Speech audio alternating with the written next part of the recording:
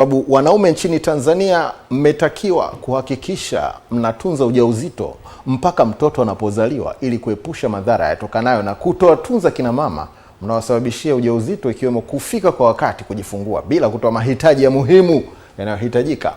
Mwanahabari wetu Frank Kashonde ambaye huwa anatunza ujauzito wa mke wake ana taarifa hiyo. Wito huo umetolewa leo Januari mosi mwaka 2025 na afisa ustawi wa jamii kutoka hospitali ya rufaa ya mkoa wa Mwananyamala, Dorothy Shayo, wakati wa mapokezi ya msaada wa vifaa mbalimbali vya kujifungulia, ambapo msaada huo umewanufaisha kina mama wajawazito pamoja na kina mama waliojifungua Januari mosi 2026. Wakizungumza mara baada ya kupokea msaada huo, Judith Biligwa ambaye amejifungua usiku wa kuamkia Januari mosi mwaka 2026 pamoja na Antonio Thomas ambaye anatarajia kujifungua hivi karibuni, wamesema kwamba msaada huo utawasaidia katika kuhakikisha wanatengamaa baada ya kujifungua na kuwasaidia katika kipindi cha awali cha malezi ya watoto wao. Na nisikia vizuri sana kwa niaba ya wanawake wenzangu kwa kutembelewa na taasisi ya Sisi na Mama Organization kwa kutusaidia pale walipotoa wakaongezewe wakabarikiwe. Sisi tunashukuru kwa kutuletea zawadi. Pia nashukuru kwa huduma hapa ya Mwananyamala, tunahudumiwa vizuri. Nashukuru sana. Watoto wangu wote watatu nimezalia hapa, huduma zao ni nzuri.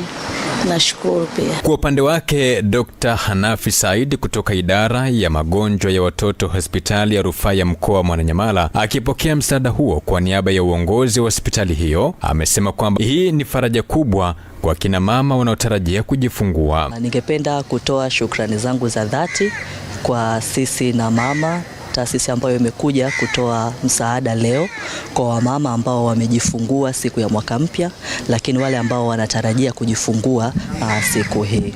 Kwa hiyo tunapenda sana kuwashukuru kwa hiki ambacho mmekitoa, ambacho kinaweza kuonekana ni kidogo lakini kimsingi ni kikubwa, na sisi kama watoa huduma tunajivunia na tunawakaribisha tena sana na sana muendelee kuwasaidia wagonjwa wetu wote ambao wanapata huduma katika hospitali ya rufaa ya mkoa ya Mwananyamala. Kwa upande wake, Alfan Kingama ambaye ni mwenyekiti wa taasisi ya Sisi na Mama amesema kwamba lengo kuu ni katika kutoa hamasa ya kutoa msaada kwa wahitaji, hasa katika kipindi cha mwaka mpya ambapo zaidi ya watoto 100 wamenufaika na msaada huo. Huu ni katika kutoa hamasa ya kutoa msaada, lakini na zawadi vile vile.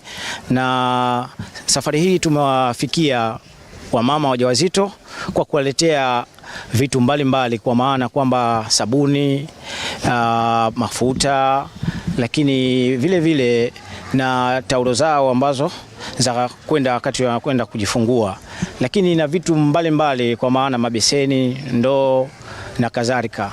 Lakini vile vile tumekuja kwenye upande wa watoto wachanga waliozaliwa, nao tumewabebea zawadi, kwa maana kuna diapers, kuna wipes, kuna sabuni, kuna mafuta, yani na nguo na kadhalika. Ni vitu aina mbalimbali, lakini yote ni katika kusapoti jamii, kwamba tunatenda matendo ya huruma katika siku hii ya mwaka mpya. Msaada huu umelenga kuwanufaisha watoto wote waliokuwepo ambao idadi yake ni watoto 100 katika hospitali hii ya rufaa ya Mwananyamala, lakini vile vile na wajawazito karibia 35 wote tumewaletea zawadi na msaada ndani yake.